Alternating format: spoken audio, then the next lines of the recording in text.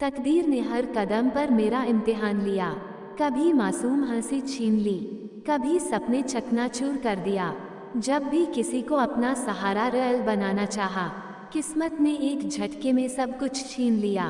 कभी माँ का आंचल ठंडी छांव को और पिता के कंधे का सहारा छीन लिया। बस में चल रहा था एक टूटे हुए भरोसे के साथ। तकदीर ने हर मोड़ पर निराशा ही छोड़। नमस्कार दोस्तों, आप सबका वेद ज्ञान 02 में दिल से स्वागत है। दोस्तों, हमारे चैनल पर पहली बार आए हैं तो चैनल को सब्सक्राइब करें और घंटी को जरूर दबाएं ताकि जब भी वीडियो डाले तो सबसे पहले आप तक पहुंचे। तकदीर का खेल। किसी दूर देश की सीमा पर, जहां न वक्त का कोई नाम था न दिशाओं का कोई अर्थ, एक प्राचीन नगर था, विरक्तपुर। इस नगर में एक बुजुर्ग फकीर रहा करता था। उसका नाम कोई नहीं जानता था। लोग उसे सिर्फ लकीर वाला कहते थे, क्योंकि वह रेत पर लकड़ी की छड़ी से लकीरें खींचता और कहानियां सुनाया करता। लोग कहते थे कि जो लकीर वह खींच देता है वही तकदीर बन जाती है। कई अमीर बन गए, कई राजा भिखारी हो गए, सब उस रेत की लकीर के बाद। लेकिन कहानी वहीं से शुरू नहीं होती। ये कहानी शुरू होती है एक नौजवान आरव से, जो जीवन से हार चुका था। वह कहता था, अगर तकदीर ही सब कुछ तय करती है तो मैं क्यों कोशिश करूं।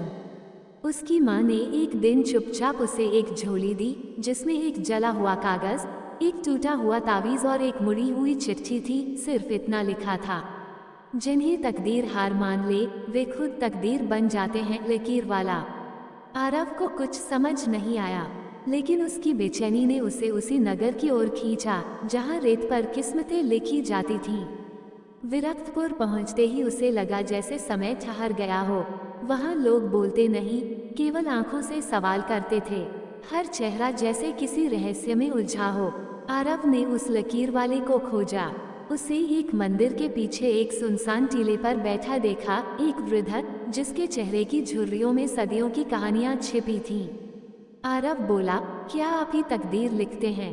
लकीर वाले ने सिर उठाया और कहा, नहीं, मैं सिर्फ वो लकीर खींचता हूँ जो तुम खुद भीतर से लाते हो। तुम्हारे कर्म ही रेत पर उतरते हैं, मैं बस उनकी छाया दिखाता हूँ। आरव चुप हो गया। फकीर बोला, क्या तुम अपनी लकीर देखना चाहते हो? आरव ने सिर हिलाया। फकीर ने छड़ी उठाई और रेत पर एक लकीर खींची, फिर उस पर जलती हुई धूप से एक शीशा फेरा, और जैसे ही प्रकाश उस लकीर से गुजरा, आरव को अपने सामने 3 दरवाजे दिखाई दिए। तीनों दरवाजों पर कुछ नहीं लिखा था। इनमें से एक तुम्हारी वर्तमान है, एक तुम्हारा अतीत और एक तुम्हारा अगला जन्म। कोई भी खोल सकते हो, लेकिन जो खोलेगा उसे भुगतना पड़ेगा। आरव ने बिना सोचे पहला दरवाजा खोला। दरवाजे के पीछे एक दर्पण था।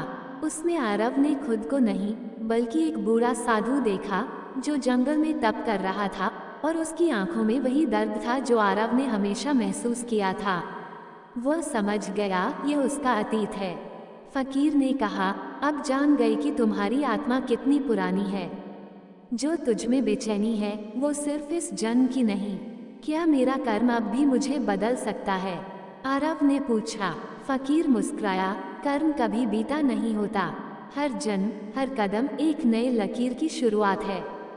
भाग्य स्थिर नहीं, चलायमान है। उसे तुम्हारा संकल्प आकार देता है। आरव अब खुद को एक यात्रा में पाता है। वो समय की सीमा से बाहर निकल चुका है। हर रात उसे एक नया दरवाजा दिखता है। कभी उसमें वो खुद को एक राजा की तरह देखता है जो न्याय के नाम पर अत्याचार करता है, कभी एक किसान जो दूसरों के भूखे पेट देखकर खुद का अन्न बांट देता है। हर दृश्य उसके कर्म का कोई रूप है, हर जीवन एक उत्तर है उसके ही प्रश्नों का। और अंत नहीं, ये कहानी कभी समाप्त नहीं होती, क्योंकि तकदीर एक कथा है जो तुम्हारे भीतर हर दिन लिखी जाती है। कोई लकीर आखिरी नहीं होती। रात के तीसरे पहर, जब विरक्तपुर की हवाएं भी थक कर सो गई थीं, आरव फिर उसी टीले पर पहुंचा। फकीर वहीं बैठा था। उसकी आंखें खुली थीं, पर जैसे वो किसी और युग को देख रहा था। आज कौन सा दरवाजा खुलेगा? आरव ने पूछा। फकीर मुस्कुराया, आज वह दरवाजा खुलेगा जिसे किसी ने कभी खोला ही नहीं। पर वो दरवाज़ा है कहाँ? फकीर ने अपनी छड़ी से रेत पर कुछ नहीं खींचा, बस अपनी हथेली फैलाई और उसमें एक बीज रखा। इसे धरती में बो दो, ये तुम्हारे भीतर के प्रश्न का उत्तर है। आरव चकित हुआ, बीज, दरवाज़ा। लेकिन जैसे ही उसने बीज को मिट्टी में दबाया, रेत की जमीन फटने लगी और एक वृक्ष की जड़ें तेजी से बाहर निकलने लगी। देखते ही देखते एक विशाल वृक्ष उग आया। उसकी शाखाएं बादलों से भी ऊपर थीं और उसकी छाल पर अक्षरों की लकीरें उभरी थीं। आरव ने देखा, वह लकीरें उसकी ही सोच, उसकी पीड़ाएं, उसके अपराध, उसकी करुणा सब कुछ थीं। यह क्या है? आरव ने कांपती आवाज में पूछा। फकीर बोला, ये वृक्ष दर्पण है जो तुम्हारे भीतर के कर्म को बाहर उगाता है। हर बीज जो तुमने किसी के जीवन में बोया है, वो यहाँ फल बनकर लगेगा। खाओगे भी तुम ही। आरव ने एक चमकता हुआ फल तोड़ा।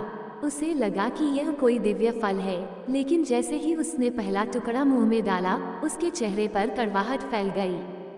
फकीर ने कहा, यह उस दिन का फल है जब तुमने भूख से तड़पते उस वृद्ध को देखकर भी अपनी रोटी नहीं बांटी थी। फिर एक और फल खाया, स्वाद इतना मीठा कि आंखों में आंसू आ गए। यह उस क्षण का फल है जब तुमने अपनी किताबें एक गरीब बच्चे को दे दी थी, ये जाने बिना कि वही बच्चा भविष्य में एक महान शिक्षक बनेगा। आरव रोने लगा।